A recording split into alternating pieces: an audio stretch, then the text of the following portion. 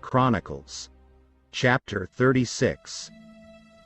Then the people of the land took Jehoahaz, the son of Josiah, and made him king in his father's place in Jerusalem. Jehoahaz was 23 years old when he became king, and he reigned 3 months in Jerusalem.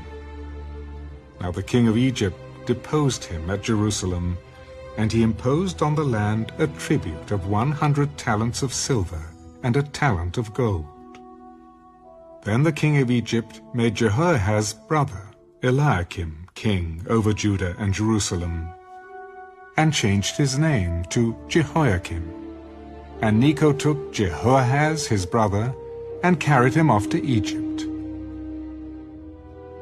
Jehoiakim was 25 years old when he became king, and he reigned 11 years in Jerusalem. And he did evil in the sight of the Lord his God. Nebuchadnezzar, king of Babylon, came up against him, and bound him in bronze fetters to carry him off to Babylon. Nebuchadnezzar also carried off some of the articles from the house of the Lord to Babylon, and put them in his temple at Babylon.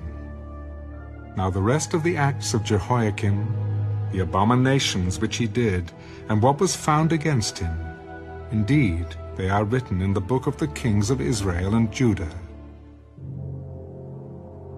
Then Jehoiakim his son reigned in his place. Jehoiakim was 8 years old when he became king, and he reigned in Jerusalem 3 months and 10 days. And he did evil in the sight of the Lord.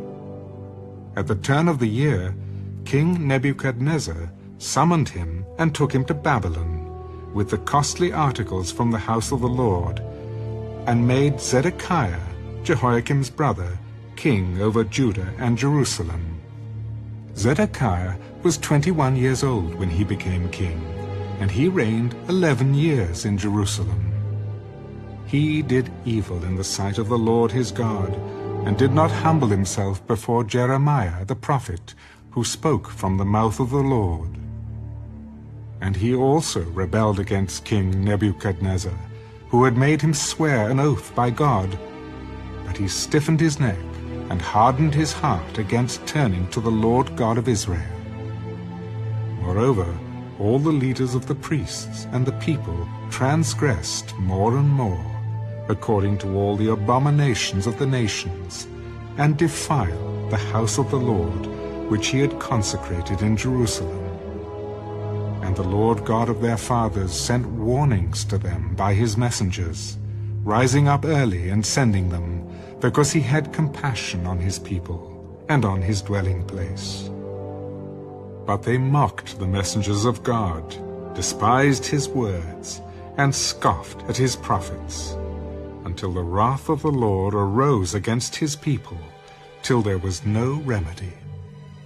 Therefore he brought against them the king of the Chaldeans, who killed their young men with the sword in the house of their sanctuary, and had no compassion on young man or virgin, on the aged or the weak. He gave them all into his hand.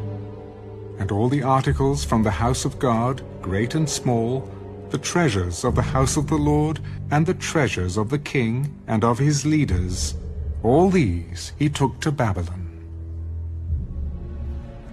Then they burned the house of God, broke down the wall of Jerusalem, burned all its palaces with fire, and destroyed all its precious possessions.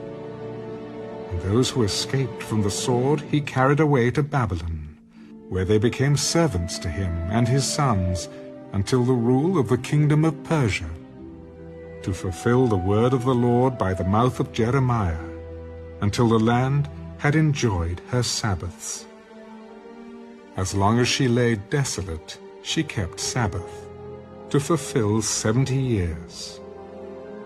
Now in the first year of Cyrus, king of Persia, that the word of the Lord by the mouth of Jeremiah might be fulfilled, the Lord stirred up the spirit of Cyrus, king of Persia, so that he made a proclamation throughout all his kingdom, and also put it in writing.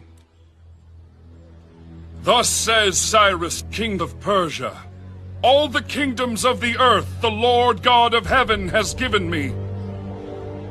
And he has commanded me to build him a house at Jerusalem, which is in Judah.